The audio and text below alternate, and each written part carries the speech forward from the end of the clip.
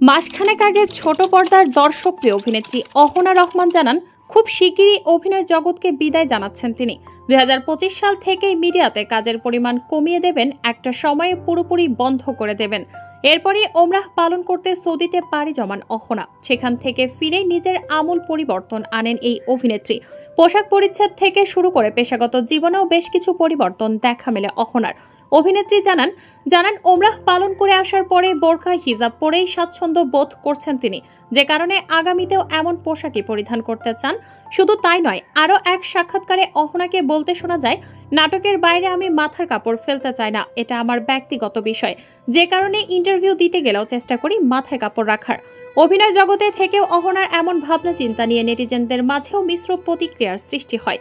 অনেকেই প্রশ্ন তোলেন, ধর্মীয় চেতনা থাকলে কেন এখনও অভিনয় চালিয়ে যাচ্ছেন তিনি। সম্প্রতি সাংবাদিকদের দেয়া এক সাক্ষাৎকারে এসব বিতর্কের জবাবে অহনা জানান, অভিনয় বাদে উপার্জনের জন্য অন্য কোনো মাধ্যম থাকলে ছবিচাঙ্গন ছেড়ে দিতেন তিনি। অহনা বলেন, ইনকাম সোর্সের এই মুহূর্তে অন্য কোনো পথ থাকলে আমি সেখানেই যেতাম, কিন্তু নাই, এজন্য আমাকে কাজ করতে হচ্ছে, কারণ বসে থাকলে রাজার সম্পত্তিও ফুরিয়ে যায়।